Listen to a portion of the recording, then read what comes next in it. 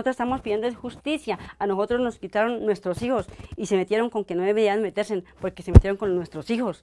¿Ah? Y por nuestros hijos, caramba, lo que sea.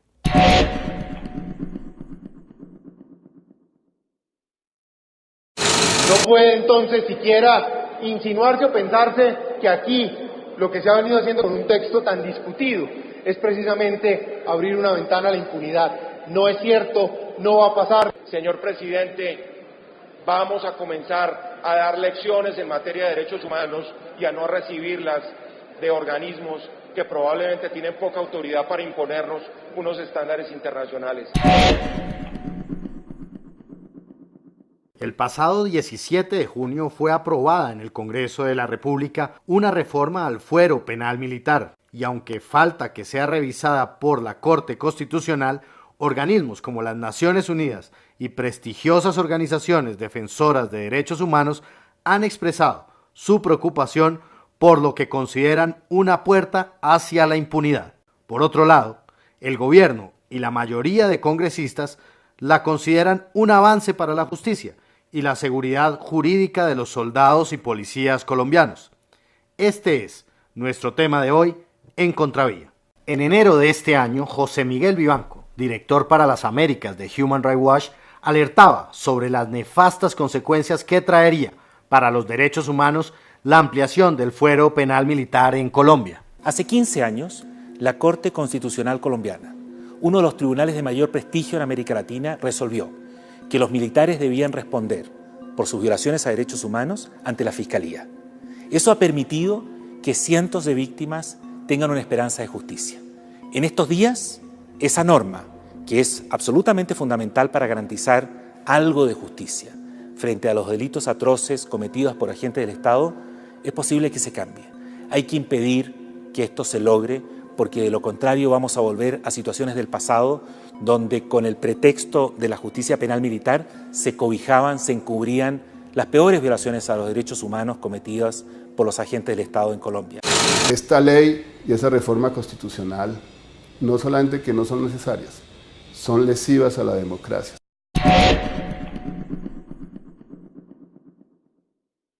El país sabe que si no hay fuero militar, que si no hay protección para sus combatientes, no hay quien defiende ese país.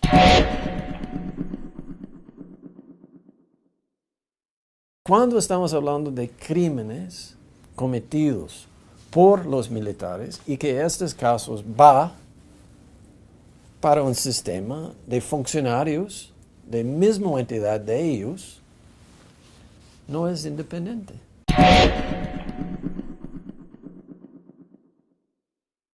Fuero penal militar, por Dios, el fuero penal militar es la ley de impunidad. El fuero militar es una jurisdicción especializada que debe estar, según el derecho internacional, restringida, limitada solamente a conocer los delitos estrictamente militares cometidos por militares en servicio activo. ¿Y qué se entiende por delitos estrictamente militares? No es cualquier delito, son los delitos que solamente pueden cometer militares y que atentan contra el orden militar, o lo que se llama el bien jurídico militar. Por ejemplo, clásicos delitos militares, el delito de centinela, el delito de abandono del cargo, el delito de deserción, el delito de desobediencia, el delito de ataque al superior, el delito de ataque al inferior. Y en esos casos se acepta que hay un fuero militar especial. En el debate sobre el fuero penal militar, uno de los puntos más sensibles tiene que ver con el futuro jurídico de los falsos positivos. Las cifras son preocupantes. El 98% de los casos aún están en la impunidad y solamente hay 4 condenas bajo el actual sistema penal acusatorio. Muy buenos días, mi nombre es María Ubilerma Sanabria López, soy una de las madres de Soacha, soy la madre de Jaime Steven Valencia Sanabria, un niño de tan solo 16 años que fuera sacado de su entorno, sacado de acá de su entorno, de su seno familiar y llevado a 18 horas a Ocaña Norte, Santander, donde fue presentado como guerrillero bajo en combate por la Brigada 15 de Ocaña. Los falsos positivos, por ejemplo, que se han convertido en una obsesión. El falso positivo no tiene nada que hacer en la justicia penal militar.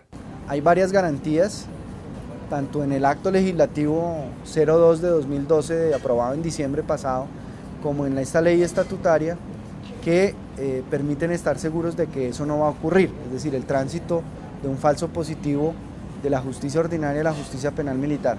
Primero, porque el falso positivo o la ejecución extrajudicial está dentro de la lista taxativa enunciada en la Constitución de delitos que jamás podrán ser objeto de conocimiento por parte de la justicia penal militar. Allí está genocidio, allí está desplazamiento forzado, tortura, violencia sexual, delito de lesa humanidad y ejecución extrajudicial, como delitos automáticamente excluidos del conocimiento de la justicia penal militar. Pero además nosotros establecimos un parágrafo en la Constitución que dice que los delitos que sean cometidos, que estén, digamos, instruidos actualmente por parte de la justicia ordinaria, no podrán hacer tránsito, no podrán salir de la justicia ordinaria, sino que deben permanecer en ella. No hay nada dentro de reforma constitucional ni dentro del estatuto que está aplicando o implementando esta reforma constitucional que va a evitar que estos casos no va al fuero militar. La hermanita dice que él se levantó y se bañó, se arregló, salió a las 11:30 a comprarlo el almuerzo. Le dijo, mamita, ya vengo, voy a comprarlo el almuerzo para hacerle almuerzo y tenerle a mi mamá cuando llegue. Y cuando yo llegué como a las 3:30 de la tarde, yo le dije a ella, mami, ¿dónde está el niño? Llega y me dice, Chivito, yo estoy preocupada porque Chivito no aparece. Él salió a tales horas y no aparece. Y le dije, tan raro. Llegó el domingo, llegó el lunes y nada, el niño no apareció. Pasaron 15 días, 8 días, 20 días, Dios mío. Yo decía, pero esta criatura, ¿dónde está? ¿Por qué no se comunica? ¿Por qué no me llama? ¿Por qué no me dice dónde está? Después de 8 meses me vine a dar cuenta que el niño estaba muerto en una fosa común en Ocaña Norte de Santander. Tenemos que evaluar qué va a pasar con estos casos, de estas personas que mataron para aumentar estadísticas. Vamos a ver por el momento el estatuto que fue pasado hace poco tiempo en el Congreso. Ahí podamos ver que hay unas excepciones, crímenes contra la humanidad, ejecuciones extrajudiciales. Entonces, la persona que no es un abogado va a leerlo, va a escuchar y dice, bueno, entonces estos casos de falsos positivos claramente no va a la fuero militar porque hay esas dos excepciones. Pero no funciona así. Lo puedo asegurar y lo puedo garantizar que todo lo que hicimos en la ley, en las disposiciones legales aprobadas, tanto en el acto legislativo como en la ley estatutaria, cierran la puerta totalmente a que cualquier caso de falsos positivos que esté siendo juzgado en la justicia ordinaria vaya a pasar a la justicia penal militar, o que si se presentan en el futuro casos de falsos positivos o ejecuciones extrajudiciales, estos vayan a ser conocidos por la justicia penal militar. El problema son dos problemas. Los casos que ya están en la ordinaria no van a volver a la penal militar. Pero lo que pasa es que los casos que están en la penal militar son un número muy reducido de todos los casos de falsos positivos, mal llamados falsos positivos, que permanecen en el fuero militar. ¿Sí? O sea, todos aquellos que a la fecha todavía están en la penal militar van a seguir ahí. Eso es un problema. Y son muchísimos. Y la práctica de los falsos positivos lamentablemente no ha concluido. Seguimos teniendo muchísimos casos de falsos positivos en el país. Recientemente, en el curso del primer semestre, en el año 2013, el CINEP sacó un importante informe denunciando centenares de casos. Esos casos de aplicarse la ley, ¿sí? Al momento que se aplique la ley, van a pasar al fuero militar. Yo viajé por mi niño. Me dijo el fiscal de turno, ¿viene por uno de los NNs de los guerrilleros? Le dije, no, vengo por Jaime Steven Valencia Sanabria. Dijo, lo mismo da, por uno de los guerrilleros, esos muchachos que son tan pendejos que se le enfrentaron al ejército. Tenían armas y se le enfrentaron al ejército. Entonces dije yo, ¿cuándo mi hijo fue asesinado? Me dice, el 8 de febrero. Le dije yo, exactamente, si mi hijo fue asesinado el 8 de febrero y fue desaparecido el 6 de febrero, mi hijo ¿a qué horas fue guerrillero? ¿Qué tiempo tuvo mi hijo para ser guerrillero? Si él en sus manos nunca había tenido un arma. Entonces llega y me dice, ¿cómo le dijera yo a usted? Es que es el reporte que dio el ejército. Ya.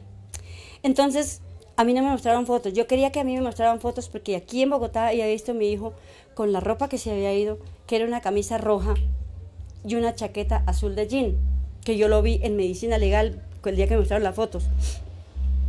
Y vi que mi hijo tenía señales de tortura. Nuestros hijos primero fueron torturados, indocumentados y posteriormente asesinados y luego metidos en fosas donde ellos estaban seguros de que nadie los iba a encontrar. Tenemos que ver este caso de los falsos positivos hecho por aumentar estadísticas.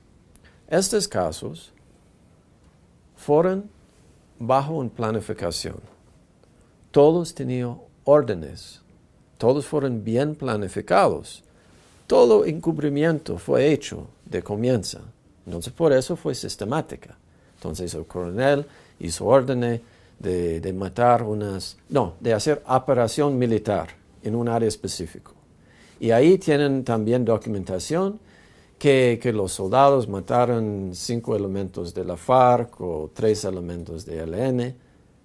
Entonces, todo el papel está ahí. Entonces, ¿y quién va a investigar? Primeramente, ¿quién va a investigar en este momento estos casos? Porque son homicidios. Va a ser una nueva entidad que es la Policía Militar. La Policía Militar va a preguntar, bueno, ¿tenía orden? Sí, tenía orden. ¿Tenía informe? Sí, tenía informe. Entonces, todo el papel está bien. Entonces, parece que tenía combate. Entonces, ¿quién va a investigar más? Porque ya se va a constatar, bueno, fue porque el papel existe, ¿no? Entonces, cada persona que existe dentro de una burocracia va a examinar las cosas. ¿La persona tenía uniforme? Entonces, ¿fue parte de militar? Sí. ¿Fue el mismo combate? Bueno, ahí en el papel indicó que sí tenía combate. Ya acabó. Entonces, ¿por qué van a investigar más? ¿Qué interés tiene?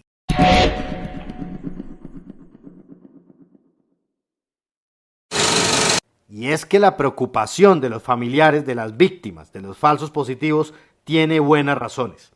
A la fecha, los avances en los casos que hoy están en manos de la justicia penal militar son mínimos, prácticamente nulos. Hay otra de las madres también que el cuerpo de su hijo no se lo han entregado.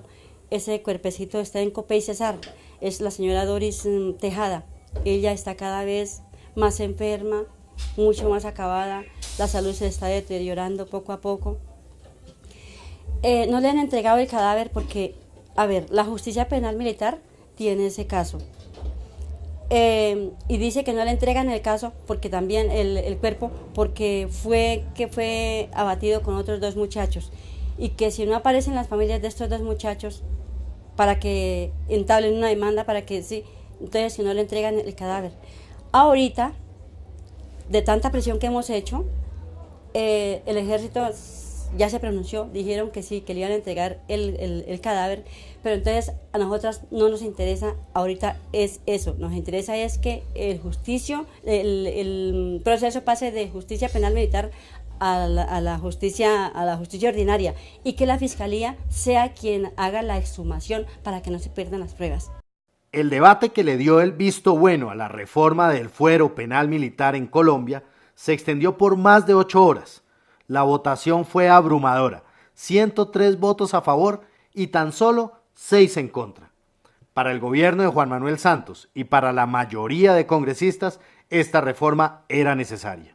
Es necesario establecer una reforma a la justicia penal militar en Colombia. En 50 años, medio siglo, nunca se ha tocado la justicia penal militar, nunca se ha reformado, no se ha actualizado, no se ha modernizado. Y es una justicia que no es creíble. ¿Por qué? Porque hace parte del mando institucional. Es decir, la carrera de los miembros de la justicia penal militar, de los magistrados, de los funcionarios, es una carrera que hace parte de la estructura jerárquica del mando institucional castrense. Entonces cualquier general, cualquier coronel puede llamar a un funcionario hoy de la justicia penal militar y ordenarle fallar en un sentido o en otro, porque es su dependiente jerárquico. Entonces lo que queremos con esta reforma es darle credibilidad a la justicia penal militar. Para nosotros, aquí en Colombia, antes de esta reforma, la marca legal estaba en conformidad con sus obligaciones. Entonces, para nosotros, ¿por qué va a cambiar algo que está en conformidad con las obligaciones? Entonces, estamos mismo mirando, estamos pensando, estamos analizando por qué hay este cambio en este momento. Todos los países del mundo, digamos, donde funcionan las instituciones democráticas adecuadamente, tienen una justicia penal militar fuerte. Inclusive, los militares le temen más a que los juzgue la justicia penal militar a que los juzgue la justicia ordinaria, porque consideran que son más severamente tratados muchas veces por la justicia penal militar. Eso ocurre en Canadá, ocurre en Estados Unidos, en varios países europeos. Entonces lo que hay que hacer no es acabarla, sino hay que reformarla para que funcione adecuadamente y cumpla con su función de conocer lo que debe conocer estrictamente, que son los casos que tengan que ver con el servicio y con las funciones de los militares. Lo que no cumple esas condiciones, para la justicia ordinaria. Yo creo que el senador Galán, como muchos senadores, han creado una inmensa confusión. ¿Cuáles son las grandes tendencias del derecho penal militar hoy en día? Uno, en Europa, en la mayoría de los estados, Francia, Bélgica, Alemania, Suecia, Noruega, por citar algunos, ¿sí?, se ha suprimido el fuero militar. Se ha acabado con el fuero militar. Y se ha creado una jurisdicción disciplinaria militar, solamente por faltas disciplinarias. Y los delitos penales cometidos por las fuerzas militares son juzgados por la justicia ordinaria. Entonces, claro, algunos dicen, como algunos oficiales de ACOR dicen, sí, pero en esos países no hay conflicto armado interno. Claro, no hay ninguna guerra civil en Francia, no hay ninguna guerra civil en Alemania, ni en Bélgica, ni en Suecia, ni en Noruega, ni en Austria. Pero todos esos países envían tropas dentro de operaciones de paz de Naciones Unidas a zonas de conflicto. Y esas tropas están expuestos a poder cometer posibles crímenes de guerra. Otro punto de la reforma al fuero penal militar que ha suscitado el rechazo de las organizaciones defensoras de derechos humanos y organismos internacionales ha sido el artículo 10, en el cual se introduce el término de blanco legítimo, que se presta para grandes confusiones. De esa manera, entonces, se le establece con perfecta claridad a nuestros combatientes, ¿no?, qué es lo que se puede atacar y qué es lo que no se debe atacar. Hay que respetar, ¿no?, fundamentalmente la población civil, que no tiene que ver nada con el conflicto. Eso es absolutamente indispensable, una de las grandes premisas que había que dejar incluido en esta norma, y así quedó. Respeto total. Los blancos civiles, los que nada tenga que ver con el conflicto, deben ser totalmente respetados. No hay blancos civiles. El blanco es el blanco que constituye la amenaza, la agresión contra la institucionalidad, o que en el combate se enfrenta a nuestras tropas, que son las que tienen que tener las armas legítimas de la nación para su defensa.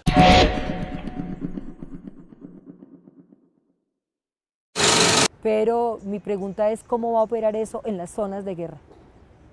Eso para mí es una patente, es una licencia para matar, como decía en la sustentación que hicimos tanto Iván Cepeda como yo, al señalar que es una interpretación laxa y sesgada del derecho internacional humanitario. Sobre el blanco legítimo, nosotros acogimos en la ley estatutaria las definiciones del derecho internacional humanitario y de los protocolos de Ginebra.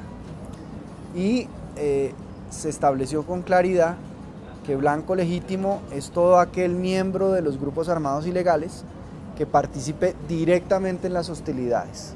¿Qué quiere decir que participe directamente en las hostilidades?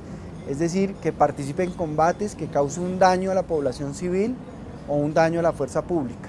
Nos parece que borra de un tajo lo que significa el concepto de protección y distinción que está en el derecho internacional humanitario y pone en una zona gris algo que tiene que ser contundente, que lo señalan los protocolos de Ginebra. Cuando hay duda de si alguien hace parte, un hombre, una mujer, un viejo, hace parte de esa población que debe ser protegida, lo que tiene que hacer el ejército es abstenerse. Pero yo creo que lo que genera total claridad en ese artículo es participación directa en hostilidades.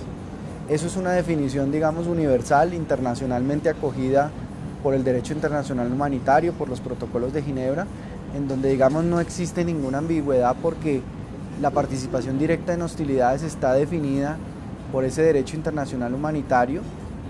En qué circunstancias una persona participa directamente de las hostilidades y en qué circunstancias no participa. Y si participa, pues será considerada como blanco legítimo porque está causando un daño a la fuerza pública y a la población civil.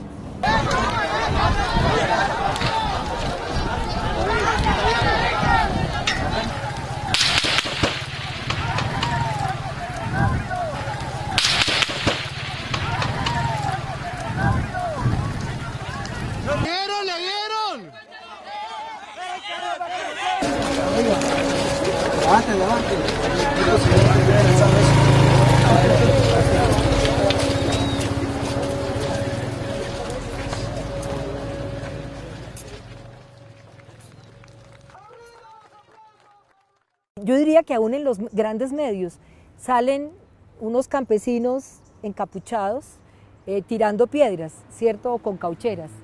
Hay una afirmación del lado del presidente que dice que están infiltrados por la guerrilla. El sujeto del SMAT considera que ahí hay un guerrillero en potencia y ahí ha habido tiros de fusil, porque hay 2 campesinos muertos y 8 campesinos heridos hasta anoche. Para nosotros esa es la concreción de lo que es un blanco legítimo.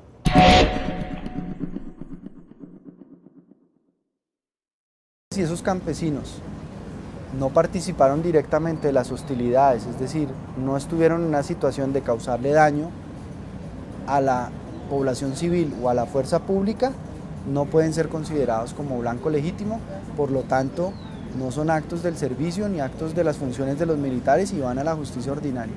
Además de los puntos anteriores, la presentación y aprobación de esta reforma al fuero penal militar, que para sus críticos es totalmente innecesaria, también les resulta altamente contradictoria en momentos en los que el propio gobierno habla de paz y posconflicto.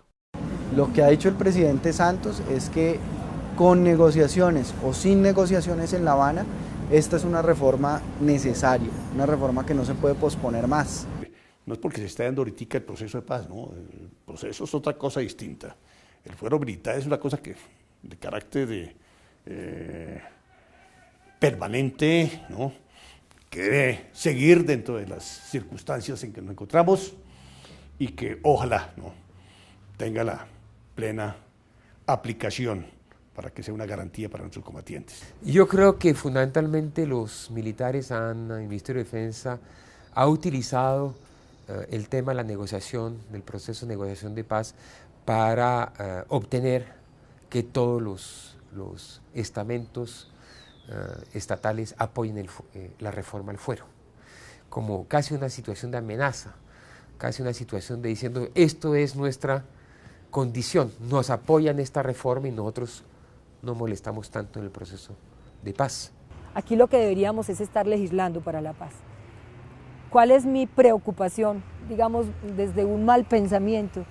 Y es que quizá si se piensa que esto no funciona, lo que se necesita es una patente de corso para seguir librando una guerra que de por sí ya es cruenta y de por sí es dolorosa. Ojalá me equivoque en esa hipótesis. Finalmente, para los críticos de esta reforma es claro que el principal valor para impartir justicia es la independencia y según ellos este valor no se garantiza, pues el juez dentro del sistema penal militar nunca podrá ser independiente. Sin embargo, los defensores de la reforma sí creen que esta ley es garantía de justicia e independencia. Como debe ser, totalmente independiente, profesionalmente eficiente, totalmente ajena, ¿no?, a cualquier influencia que pueda recibir de los mandos militares o de la misma institución militar, como debe ser. Eso es lo que queremos, eso es lo que logramos, y esperamos que esta justicia paramilitar sea una plena garantía, no solamente para nuestros militares, para el país entero. Porque esta idea de independencia está relacionada de este sistema de chequeos, ¿no? Hay tres partes de Estado, uno hace chequeo de otro. Y cuando estamos hablando de crímenes cometidos por los militares y que estos casos va para un sistema de funcionarios de misma entidad de ellos, no es independiente.